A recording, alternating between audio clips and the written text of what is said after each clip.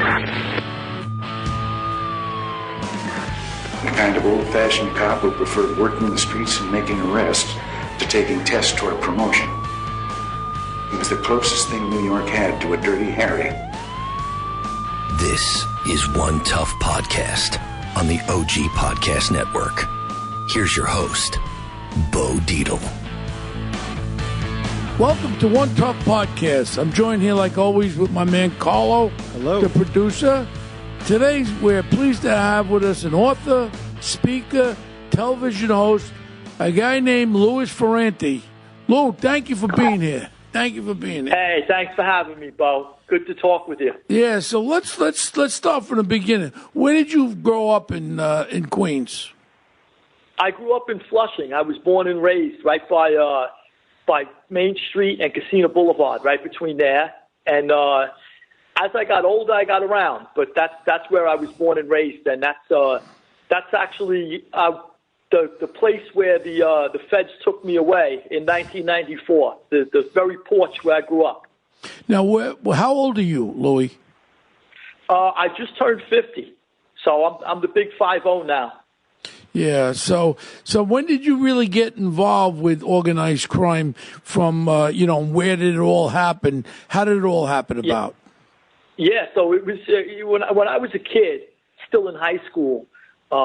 We were stealing cars, me and my friends from the neighborhood, and we started originally it was just joy rides. We'd take a car for a spin, have a good time, do some 360s, and dump it. And at some point, we started to steal the radio and sell the radio, steal the rims, and then the body shops, and I don't want to name them, a couple of them might still be around, but the auto body collision shops in sort of like the College Point Boulevard over there in that area, Flushing, College Point, they were all game to take parts. And a friend of mine had an uncle. We started bringing him parts. He owned a shop. Then we expanded to another guy and another guy. And eventually we were running a full-scale chop shop, and we were delivering parts around the clock. Well, I did it actually while I was still in high school. So at that point, I would do it after school until nighttime, and then after high school, did it around the clock. And at some point, I was in an auto body collision shop, and a guy told me, I know exactly who he was. I remember who he was. I don't want to say his name, but he said to me, we were talking by one of the tool chests, and they had these big, these giant tool containers. I don't know if you've ever been in a shop where they're like Snap-on or Matco. And, I said to him, I had made a comment about it, and he goes, these things are expensive. They go for like $5,000, one of these boxes. I said, you got to be kidding me. He goes, they're red in color, I think, right? Some of them, some of them are, yep, a lot of them, yep. And usually come in, I think, red or gunmetal gray like that. But I said, look, he said the truck comes once a week and sells us, tools, he says. And I said, what's in the truck? He says, probably about $100,000 worth of stuff. So I said, you want one? And this was the guy I was selling car parts to at the time. And he said, sure. I got a couple of guys that I knew and worked with, and we stuck up a truck.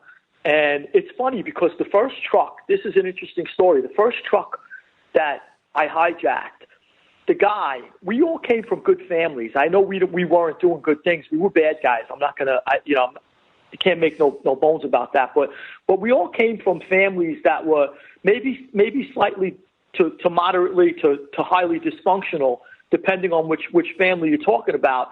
But we all came from good families where we ate dinner, we loved our mothers, our fathers tried. And we hijacked the truck, we tied the guy up, and then as soon as we were on the road, I remember I said to him, hey, listen, let me loosen these things for you, and I promise you'll be home with your family today, 5 o'clock. We're not looking for you. We just want the truck, and I promise you we won't hurt you. And after talking to the guy a little while, because we ended up taking the truck to Jersey, after talking to guys, and that's a whole long story how the truck ended up in Jersey, but not to get into right now. But after talking to the guy for a little while, I said to him, he said to us, rather, you guys are nice guys. He says, you ever think this stuff will catch up with you? And it went right over my head, Bo. I just we just started. How could it catch up with me? I thought about that. Did you guys have guns at least?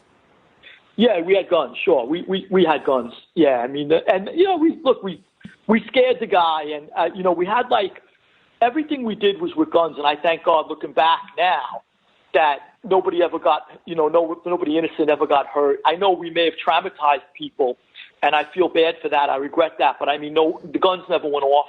No innocent people ever got hurt, thank God, because we weren't trained to use firearms, Bo. In your line of work, you go through training, and then throughout your entire career, they'll make you retrain constantly, I assume, that you go to the firing ranges regularly to brush up.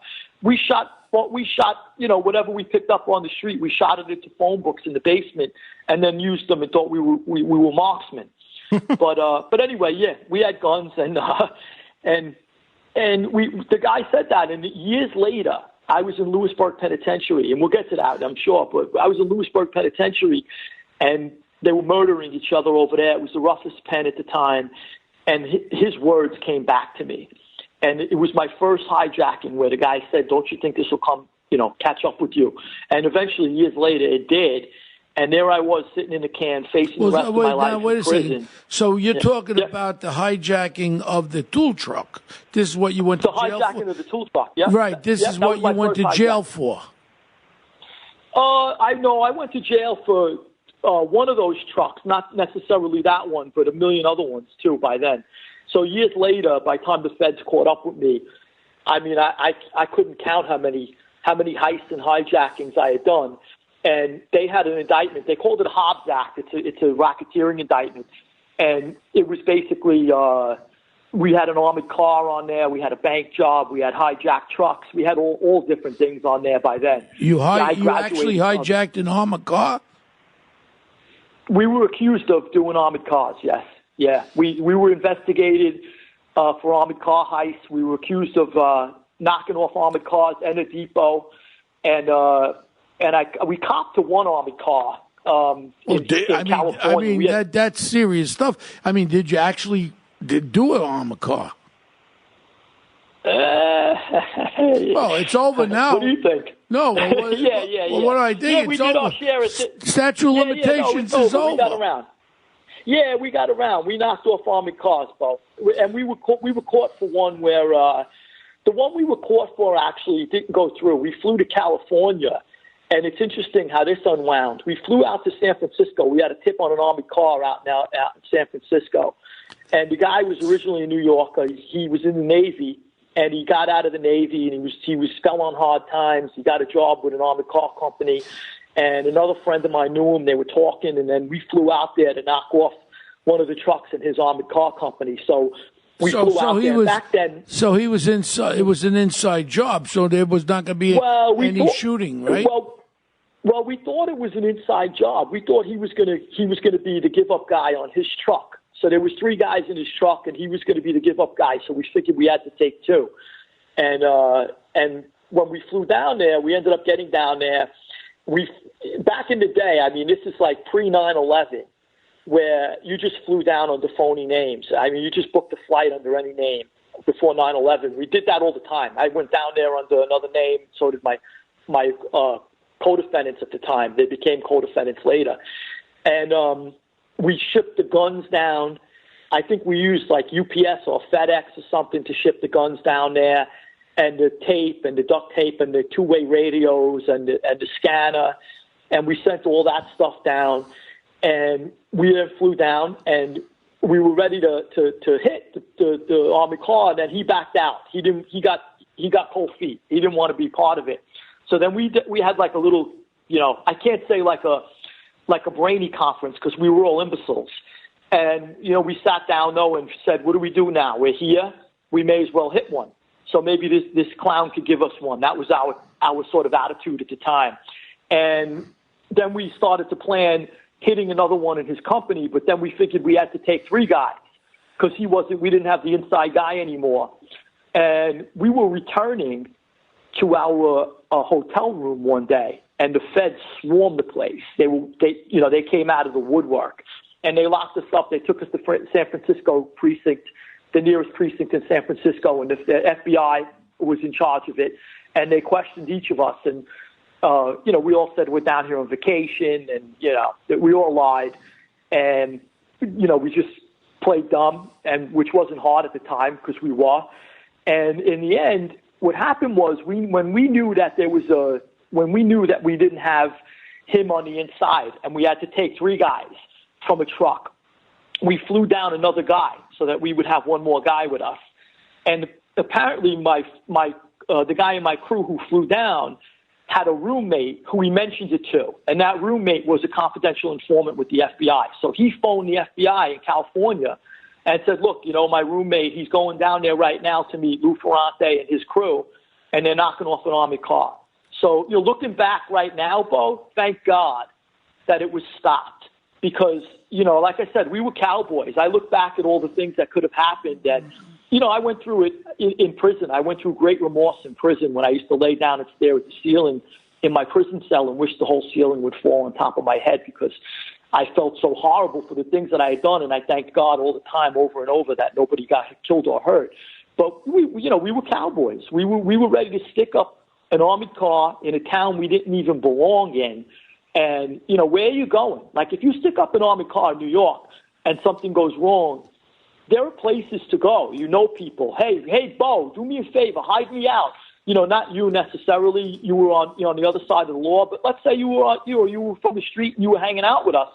Bo, hide us out, or Bo, and you'd say, okay, go up to my house over there in Orange County and sit tight till I call you back. You got options. We had no options in San Francisco. It was just us. And then you got to figure out how to get the hell out of there as a wanted fugitive. So, we weren't really, like I said, there were no Einsteins, any of us. But then again, back in New York, we pulled them off left and right, these robberies and heists and hijacking. So once you were, got into hijacking the trucks and you had steady stream of fences and customers and you got tips, did you start to get the attention of, the Gambino family through that? I did, yeah. So you've got a reputation as an earner? I was already, exactly. Yeah, once you're known as an earner, that's what they want. They want 2 things, and it's sad that they want a lot of killers too. But you could be an earner or you could be a killer. And so, now and then you could be an earner and a killer. Some of them are.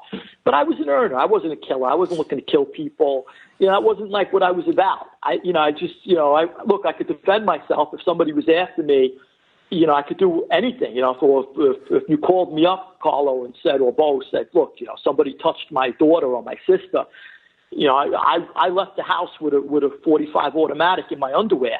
I flew out the door if he needed me. But I wasn't the kind of guy who wanted to kill people. So the mob looks for those types too, but they also look for earners, and I was an earner. I was making good money on the street. So Lou, when you first started, which crew did you hook up with? Were you with the Gambinos? I hooked up with the I hooked up with the Gambinos. Were you dealing directly? Who were you dealing directly with the Gambinos? Yeah, I'll jump ahead and skip the younger guys. So the younger guys that I was around. No, were you dealing with John? Were you dealing with John Gotti with that? So, Peter Gotti was my close friend, and Pete Gotti was at the time. I was in and out of Pete's house for 7 years, probably from like 80, maybe 5 or 6 years, from like 88, 89 to like 94. When I went to jail, I was in and out of Peter Gotti's house. Now, Pete was John's brother, oldest brother, who was a capo at the time. And then he eventually became the official boss. I don't know what he is right now from prison. But I was in his house. I was close friends with his son, Peter. I also obviously knew John's son, John, and John's son, Peter, but I wasn't around them as much. I was close with Richie Gotti. Richie Gotti was a sweetheart of a guy. Joey Gotti, who's deceased right now, rest his soul. Joey Gotti was a good guy. I knew Vinny Gotti. Vinny Gotti was a good guy. I knew the Ruggieros. Johnny Boy Ruggiero's dead now. He was a good guy. So when you did your hijackings, you would go and give money to Peter Gotti. That was your guy? Well, I don't want to get involved in that right now, Bo. I kind of stayed away from that. And any time I talk or write in my books, I'd just rather say they were good guys. Whoever's alive today, I stay away from any of the ins and outs because I never ratted. Yeah, so the statute of limitations. Unless you whack, unless you whacked somebody, if you killed somebody, don't tell me about it. But if other than any of these crimes, statute of limitations are all over with. Yeah, no, I know. But typically, what happens is I would do a heist, and eventually you kick a piece upstairs. I just don't talk about who exactly I handed it to. And when and stuff like that. And, I just, in my first book. Yeah. Let's go over the books. You wrote 3 books. The first book was Unlocked, The Life and Crimes of a Mafia Insider. Now, in this book, do you talk about this? Do you talk about that's what I was handing money off to these guys? Yeah, that's what I was going to say. So what I did was I disguised a lot of the names in the first book, the memoir, and I wrote it. So I read thousands of books while I was away, and I wrote a novel, and no one wanted to publish the novel when I came home. It was about the antebellum South, the slave South. I thought I was going to become a writer, and when I came home, nobody wanted to publish that. All the editors and publishers said, "Give me your story." So eventually, I said, "Look, I didn't rat. I did my time. I faced life in prison. I got 13 years. I fought my cases. I eventually got out in 8.5 because I reversed one of my federal cases myself after hiring and firing 7 attorneys. So at some point I said, look, you know what? I got home and I don't want to talk about that stuff. I don't want to give names. I didn't do it in court. I won't do it now. So they allowed me. They said, look, we can't give you as much money, but we'll make you a deal. You can change the names then. If we can't get the real names, we'll still make you a deal. So they gave me a lot less money, but I was allowed to change the names. And I did. I called, Peter, Paul, Peter, and vice versa, around the clock with that. And then what happened was, this is interesting, Bo, I got an email. Nobody was offended because everybody knew. Obviously, anybody who did crimes with me knows exactly who I'm talking about and what we did. And I got an email, I remember, from a Gambino capo. And he said, I hated the name you gave me. And I said, what do you want to be called next time? And that was it. I didn't talk to him any further. But, it showed that they didn't mind as long as I changed the names. He was sort of letting me know he read the book, but he also knew that's him. They were okay with it. So that's what I did. I changed a lot of identifying facts. I stuck also, too, on my memoir, I stuck to all the crimes that I was either charged with or investigated on. Figuring don't go down any alleyways that, could raise anybody's eyebrows and say, why is he talking about that? So I kind of stuck to everything. And also, too, if anybody ever questioned me and says, gee, is this book true? Yeah, it's true. Go get my FBI file. And you could all the crimes that I talk about in my book, you could match up with everything that I was either charged with or investigated on. So I did that also, too, for that reason. But yeah, that's how I got around sort of the streets, and I'm able to still bump into guys, though. Like if I go, I'll go into Manhattan, and a guy will come up to me from behind, or I'll bump into somebody on the street. They're happy to see me. They give me a big hug and a kiss, and then I keep it moving. But nobody has any grudges or hard feelings toward me because I sort of I played that game right, I think. I kept my mouth shut, and I did my time. Yeah, and then the interesting one's the second book you came out, Mob Rules, What the Mafia Can Teach Legitimate Businessmen. That's a stretch and a half. What do you say in this book about teaching businessmen? Yeah, so that book, I use real names, and I'll tell you why. I use real names in that book because I'm complimenting people. So I only talk about, sort of stories that have been already, sort of like out there. I'm not uncovering any new truths. But I give the real, like, for example, Joe Watts was my dear friend. Joe Watts was a backup shooter on the Castellano hit that in 85 when they shot Castellano outside Sparks Steakhouse. Everybody knows he was the backup shooter. Everybody knows who Joe Watts is. He was the right-hand man of John Gotti. So what I do is I complimented him. I said he was the most generous man in the mob, which he was. Joe gave you the shirt off his back. I bumped into Joe in prison. He said to me, how you doing with your lawyers? I said, I'm going through lawyers left and right. He sent a lawyer up to see me. When I asked the lawyer what I owe him, he says, Joe took care of it already. Joe was an incredible guy when it came to, generosity, and that sort of helped him. So that, anyway, it helped him, his lifespan, I should say. because everybody loved Joe. But anyway, the book was about, what I did was I pitched it to Penguin, and it was going to be, I sort of like, when I first pitched it, I wasn't sure how good it was going to do. It was like what the mafia could teach a legitimate businessman, in a sense, like if you strip away all the violence and you take away the guns and the murders and the blood, guts, and you just take the mafia's savviness, their ability to make money, their sort of like their instincts, they're really, really good business people. I was friends with Sal Avellino. If Sal Avellino was the biggest garbage guy on Long Island. If he never committed a crime, he could have easily ran a Fortune 50 company. And his brother Carmine, until they whacked it. Yeah, Carmine. Guys. Yeah, Carmine. I was away with Carmine. Carmine too was a businessman. Carmine owned, I think he owned the lunch trucks. These guys were extremely intelligent, and had they never gotten involved in the life, they would have still been tremendously successful businessmen.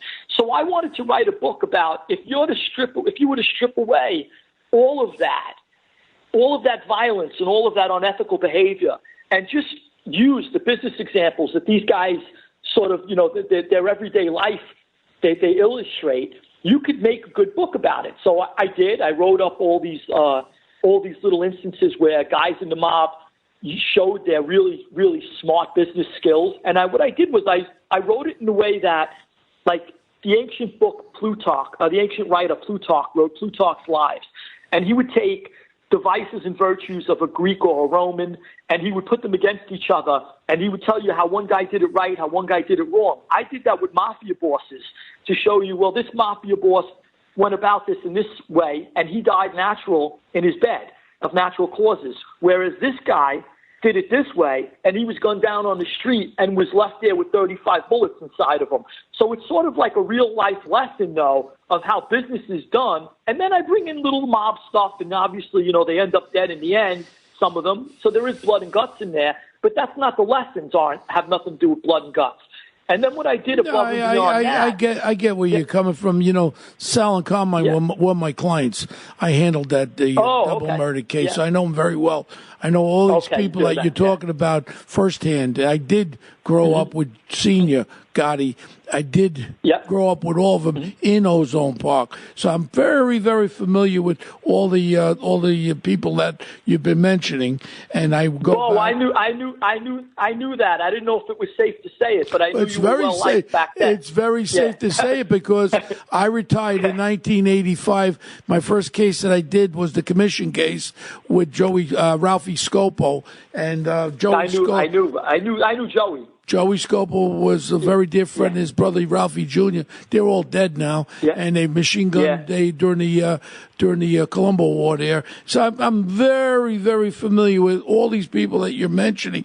You're right in some sense, in the sense that even John Gotti Sr., could have been probably a dynamic businessman, but when you go and you do the way they do it, there's only one way to go. Yeah, you're going to be successful, but then you're going to meet your demise at the end, which occurred. I mean, if you live by a gun, you're committing felonies and you're doing this, you're going to go down that way. And a lot of guys like Louis Dome, good friend of mine, who ended up dying of cancer. A lot of guys, and you even got this one guy's 100 years old, is still in the joint. What's his name? He got out. Did they let him out? Oh, Franchise. Yeah. Franchise. Yeah, Sonny. Sonny, and I knew his son Michael. All of a sudden, he became a born again, and he was he was telling people what to do. But it's an interesting life. I grew up with it, and it was going one way, it was going the other way. And when we grew up in the 1960s in Ozone Park, a lot of people don't know the Italian kids there were shooting heroin like the blacks and Hispanic are doing now. They were heroin addicts. I know offhand 10 Italian guys, sons of bosses from the organized crime, Italian families. I used to hold Ralph Scopo's arm when I was 13 years old when he would shoot heroin. And a lot of people don't realize that it was prevalent. And the father took a liking to me. And then when I became a cop, Ralphie Senior says, Bo, you know, you're a cop. You can't come to the club anymore. I said, what, Ralph? You're like a second father. And you know what? I knew I'm not naive about it, but like I said, a lot of them like me. A lot of them like me. Every crime family boss liked me because I never got involved with them, and all I did was work in all the worst areas in New York. They wanted me to work in organized crime. I said I won't do that because I know every one of them, and I grew up with every one of them. I don't condone what they do, but I'm certainly not going to use being a detective and go after them like some of my friends did. And I think gained a lot of respect towards me. But in what you're saying is, it's true. A lot of guys would have made great businessmen, but once you expose yourself to the crime element, it all goes bye-bye. So what you're saying is true. The personalities of a lot of them could have been very successful businessmen and all that. And the funny one now is this third book, The 3-Pound Crystal Ball. What's that about? I'm glad you asked. So I'm in jail, and at some point or another, I fought all my cases. I faced life, as I said, and I was willing. I said, look, I told the guys in there, I said, if I got to leave here in a pine box, I will. But if I could ever get out of here, I'd like to go my own way. At that time, I was reading constantly. I was reading 18 hours a day. I found books when I was in jail. I never read a book before in my life. And I'm in there, and I'm reading. I read religion. I read psychology, philosophy. And, you're talking 18 hours a day for years. It's a lot of reading. I used to knock out a book a day sometimes, a 300-page book. I'd start it in the morning, finish it at night. Yeah, and I'm still an avid reader. I'm still constantly reading. I'm in bed 8 o'clock at night with a book, still to this day. But at the time, I was reading physics, science, and psychology, and I came across something that sparked my interest with regard to the brain, and I started to think about this when I was young. When I was young, I lived on a corner, and there was a lot of accidents on that corner. And I would always be sort of like immersed in a dream, laying in my bed. And I would be immersed in a dream, and the dream would sort of like, let's say, for example, you and I are sitting at a NASCAR race, and, we're cheering on the race as the cars are going by. Then all of a sudden, the car spins out of control in the dream, and it flips around and hits a pole. Just at that moment that the car would hit the pole, in my sleep, in my dream, I would hear an external sound of the crash. And I would wake up, and I'd look out the window, and I remember being a little kid, Bo. I'm talking about climbing out of bed. That's funny what you're saying, because I've had dreams. I live on the Upper East Side where I hear gunshots in my dream, and I'm dreaming about it, and then all of a sudden there was gunshots. So I understand exactly what you're saying. And it's something that, the brain is very, very funny, and it will put you into that thing. And what reason did you have that dream about the NASCAR, and what reason did that accident happen at the same time? That's pretty, that's pretty remarkable. Mm-hmm. Yeah, so I came to the conclusion that the gunshot dreams is they're called incorporation dreams, where sometimes I dream I'm getting laid, and I wake up and I have a heart on too. So that's true, right? Yeah, that's a fully incorporated dream. Well, that's part of your 3-pound crystal ball. I wake up with looks like a baby's arm sticking out of my blanket, and all of a sudden I'm dreaming I'm getting it, and then all of a sudden I go close to my honey bunny, and she slaps me and says, "Stop bothering me! It's the middle of the night." So that's it. That's my dream that never comes true. Yeah, but but I get what you're saying with that. As far as what we've been talking about, a lot of guys that from the old times, when I ended up getting tossed into East New York as a homicide detective, one of the cases I had to bring Jimmy Burke from your old haunt there. Oh, wow. Allenwood. But this is before. This is 19. probably 1983 or 84. And what was that rat's name in Goodfellas? Henry Hill. Henry Hill became a rat. He was a low-level guy. He was a nobody. He was a punk. We used to throw him out of the bar. And then all of a sudden he became a rat. And I inherited 2 homicides that they dumped the bodies in East New York. And what happens is they call cold cases. And they used to dump all the bodies in East New York there in Flatlands Avenue and all that. And so I get 2 cases. Henry Hill becomes a rat. He gives up Jimmy Burke. Jimmy, I go back as a kid. He used to own the bar on Lefferts Boulevard. We used to drink 10-cent. By the airport? 10-cent beers we used to drink.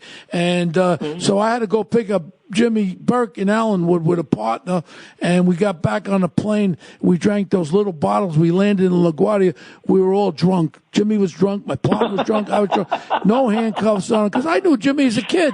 And I mean, he's doing life on top of life on top of life. So I think he whacked about 15 or 18 people with the Lufthansa heist. So they had him good. Yeah. But now these were 2 other murders. So my lieutenant's at the airport. He said, Dino, what the hell are you doing? You're drunk. Your partner's drunk. Your prisoner's drunk. I said, this is Jimmy Burke. But it was just funny. I when I grabbed Jimmy, I said, Jimmy, you know, this is not a personal thing. This ain't me locking you up. This is your boy Henry Hill, that rat bastard. And that was who locked up Jimmy. But I mean, that's the way I ran. It was just, if I got you right, if it ain't personal. It's only business, and that's it. Yeah, of course. I knew, Bo, there was a guy, he used to give us the PBA cards, and he was a really good guy. And he said, look, you know, Lou, this is my job, that's your job.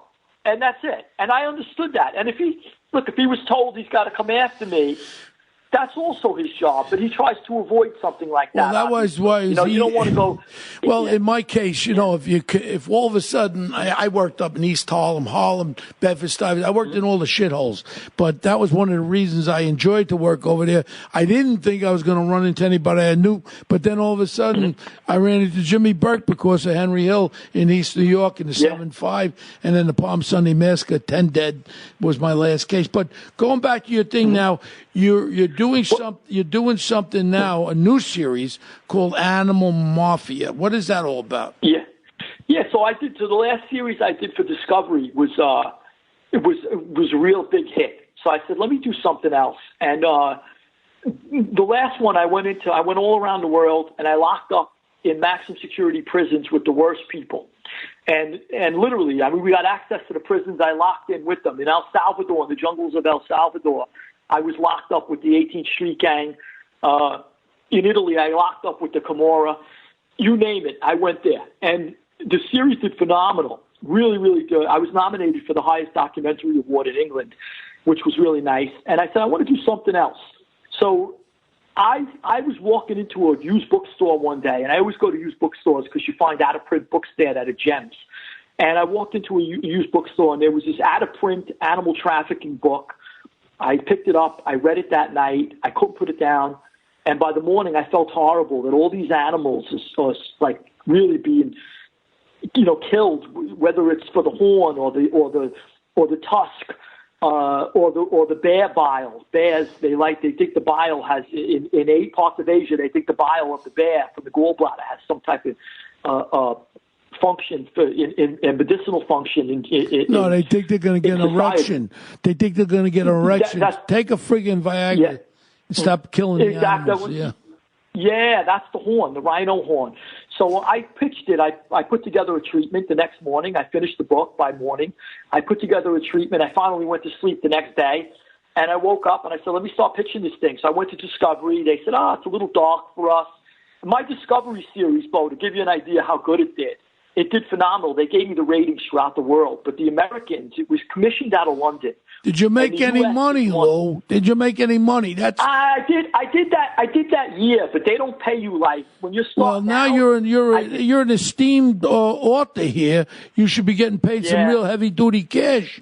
You know what? Right now, Lou. Animals are really, you know, people care more about animals than they do about human beings. So this is a very good issue, you know. And I know what they do. Is good. They don't even allow elephants in the friggin' circus anymore. So that's been banned. Yeah. Everything's been banned. Animals now have come into the foreplay. I've never been a hunter. All my friends would deer hunt, and then they would go after lions. I says, you know what? If that friggin' deer had a 30-06 shooting back at you, Mr. Brave Guy, I'd like to see where your balls are gonna be. Because you know what? Yeah. I don't like snakes. I could kill snakes. I hate snakes, so I could kill a snake. And I tell you, I watched that Naked and Afraid. I'll eat the friggin' snake because I like eel. You like eel, Carlo? I do. Yeah, you smoke eel. It's delicious. Delicious. Yeah. I like eel avocado hand roll. Yeah. But Lou, you know what? You're a very, very interesting guy. So right now, what are you doing right now? As far as so the Animal Mafia we did the first pilot show. We flew to South Africa. I went back and forth between South Africa and Mozambique. We tracked down the poachers. We tracked down the fences, the handlers, the smugglers. We did a really good show. You like being in the jungle with those mosquitoes and spiders and snakes? I wouldn't go to Africa if you gave me 2 first-class tickets in the safari. Who the hell? I want to look at animals. I go to the friggin' zoo. The Bronx Zoo, with the Bronx. Yeah. I hate bugs. We did, though. Yeah, and so that's sort of my new project. The other project I'm working on, I'm writing. My last book was believe it or not, too, unless you're Stephen King or a big author, there's no big money in books. My last book, Bo, international bestseller in 20 languages, Mob Rules. International bestseller in 20 languages. Yeah, but who's your agent? Who's your agent? Who's your agent? Stevie Wonder? You should be making big numbers on these friggin' books. I wish. You got one for me? No, Maybe but you're doing all this. You're doing all this stuff. You got to make potatoes. I mean, how are you going to eat macaroni on Sundays if you ain't making no money? You'll be putting olive oil and garlic. What do they call that? Aliolio. You'll be eating aliolos without any meatballs. Oh yeah, aliolio. I gotta ask you for some tips on who you use. I remember I'm still looking for you. I love that Arby's commercial. Why didn't they bring you back? You know what they paid me on that Arby's commercial? They were going to use that Dennis Franz, the actor. So I told the advertising company, I said, well, you know what? He's a real actor. Maybe we should use him. I'm a real detective. No, but we want you. So I negotiated. I used Alan Grubman firm. That's one of the top firms, and they negotiated $400,000 a year. Wait, you gotta listen. 12 days of shooting. That's it. Each year. They flew me all over the world. I was in Alaska in the Bering Sea catching whiting. I was in Hawaii with Hawaiian's King's bread.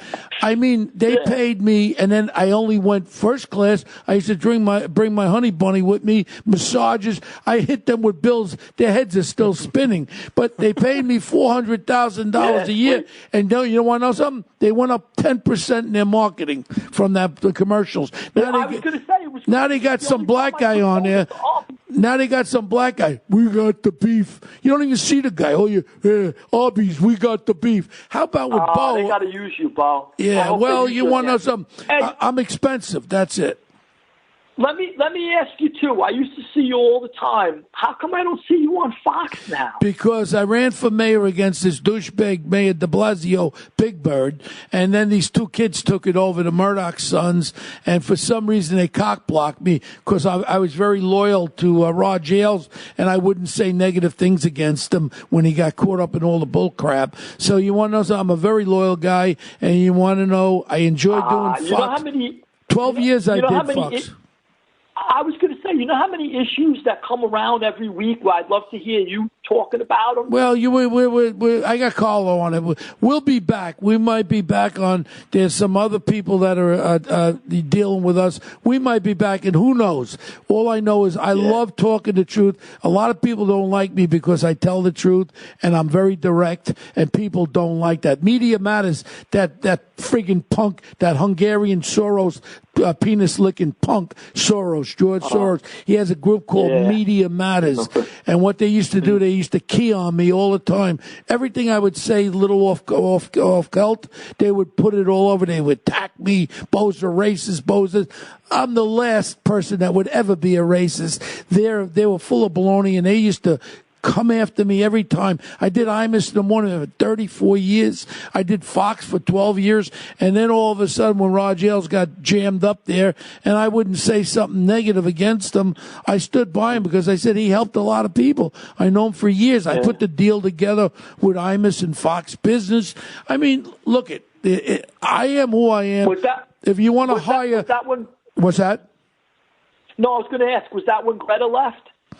Well, Greta, I had left prior to that when I started running for mayor, and I had stopped doing this show because I was focused on running for mayor in New York City.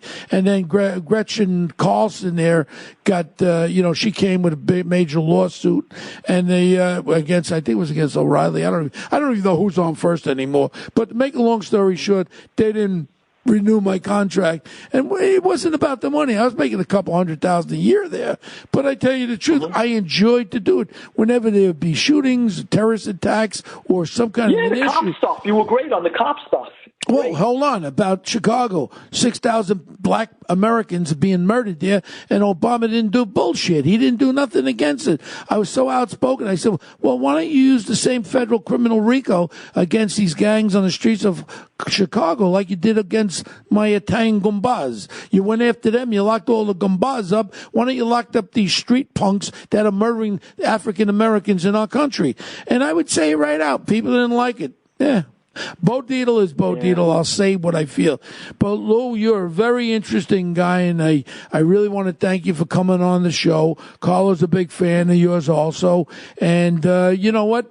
If there's any way that people can follow you, tell us what your platforms are. Well, I'm not big on social media, but if you want to hit me up on an email or my website, through my website, louisferrante.com. You could there's a contact form there. I speak, I do television.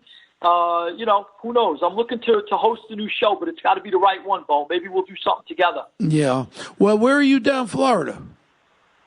I bounce around. So, I mean, I was in the Miami area for a little while, the Tampa area. Now I'm near Tampa. Yeah. But I bounce around. Too friggin' hot down there. Hot and humid. Summer sucks down there. I just got tired of the winters up north. Nah, come on. You know what? I call closer. Change of season's beautiful. You know what's beautiful? I hate summer. I hate hot humidity.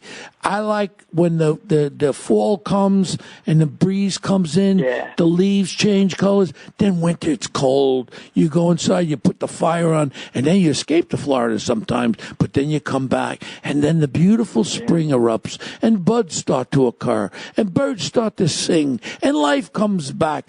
That, to me, is life. It is the Four Seasons. Yeah. Do you have another home outside the city? Yeah. I'm out in the Hamptons. I'm all over the place. I don't keep still at one time. I figure if I keep too still, I could get whacked. So I just keep moving. That's how I am. No, nobody. Let me tell you something. I put away a lot of guys. The guy that killed 10 people, Palm Sunday Massacre, was out over almost 2 years already. He got out of jail after killing 10 people. If he wants to come and get me, if he has balls, let him face me. The only way he'll get me is shoot me in the back of the head. Maybe he'll get me that way. No, nobody's coming after you. Nah, you know what? It's all about. He killed 10 people, the son of a bitch, and I'll call him that to his face. He was a very lucky. So what do you mean? The guy, he got out. The guy. Yeah. I think he's running for city council or something in New York, probably. He's running for maybe congressman, something, yeah. Are you shitting me? Nope. Well, Lou, thank you, Carlo. This is life, baby. Lou, we'll talk again. Carlo, go ahead, baby. Right. Thank you very much to Lou Ferrante for being here. Carlo. You can follow us on social media. We're at One Tough Podcast on Twitter. Bo is at Bo Dietl on Twitter and at The Real Bo Dietl on Instagram. We have One Tough Podcast T-shirts available for the summer. You can purchase them at merchpump.com/product/buy. We appreciate our fans. You could find the show wherever you get podcasts and also OG Podcasts on Twitter and Instagram. Email all your questions to onetoughpodcast@gmail.com, and we'll see you next week.